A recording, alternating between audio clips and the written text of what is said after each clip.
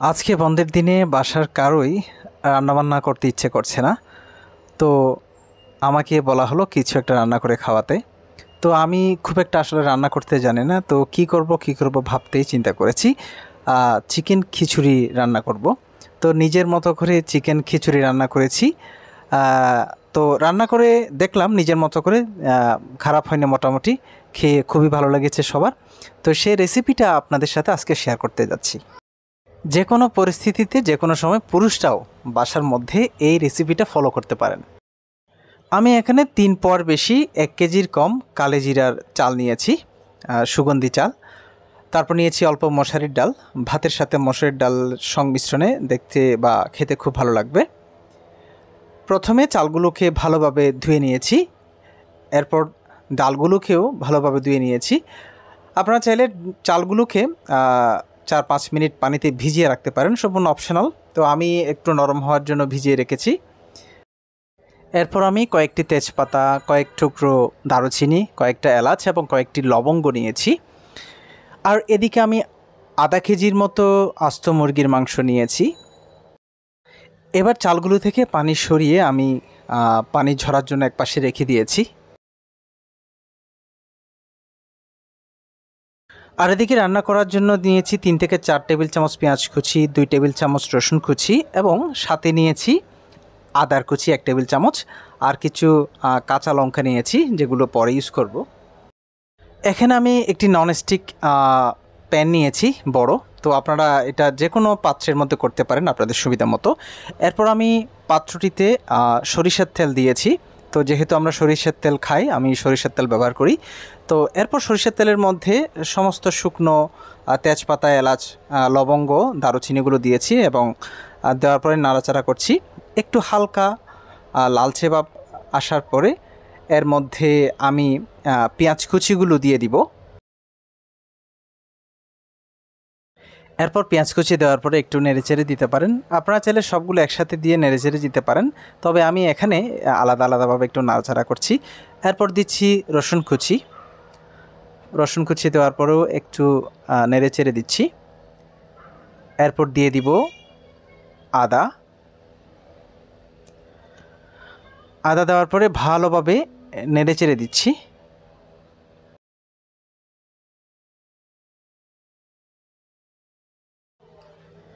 ভালোভাবে নেড়েচেড়ে এবার এর মধ্যে মাংসগুলো দিয়ে দিব।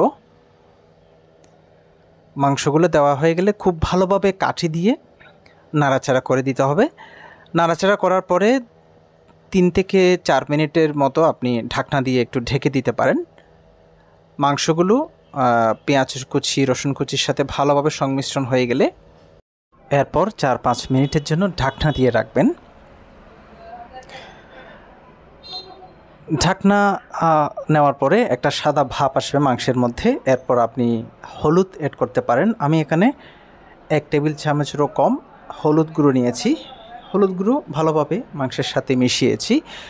এরপর নিয়েছি 1.5 টেবিল চামচ শুকনো মরিচের গুঁড়ো। এটা ঝাল হলে কম বেশি আপনারা অ্যাডজাস্ট করে নেবেন। এরপর ধনিয়ার গুঁড়ো 1 টেবিল চামচ এবং জিরা গুঁড়া নিয়েছি আধা টেবিল চামচ এবং মশলাগুলোর সাথে মাংস খুব ভালোভাবে সংমিশ্রণ করছি। এর মধ্যে দিয়ে দিয়েছি কয়েকটি কাঁচামরিচ কেটে, যাতে একটু ঝাল ঝাল ভাব আসে। এরপর পরিমাণ মতো পানি দিয়ে মাংসগুলোকে ভালোভাবে নেড়ে চেড়ে চুলাকে মিডিয়াম লোতে 8 থেকে 10 মিনিট রান্না করতে হবে। সেই সাথে পরিমাণ মতো লবণ দিতে হবে। পরিমাণ মতো লবণ দিয়ে ভালোভাবে নেড়ে ছেড়ে 7-8 মিনিট রান্না করতে হবে।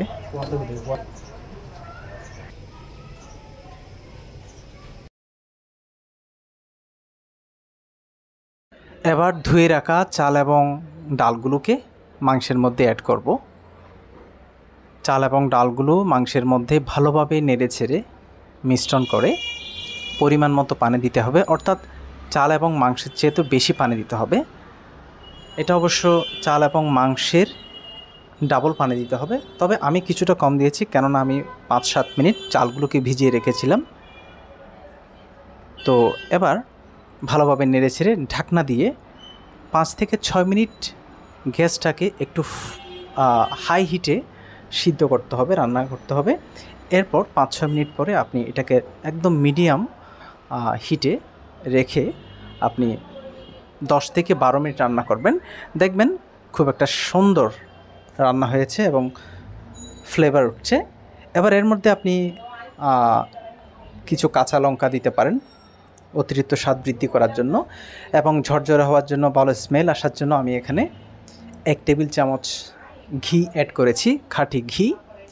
এটা সম্পূর্ণ অপশনাল, আপনারা চাইলে দিতে পারেন। এরপর দিয়েছি 1 টেবিল চামচের মতো গরম মশলা দিয়ে আমি ভালোভাবে নেড়ে চেড়ে আরও 6-7 মিনিট একদম লো আঁচে আমি রান্না করেছি, অর্থাৎ চুলার উপর রেখেছি।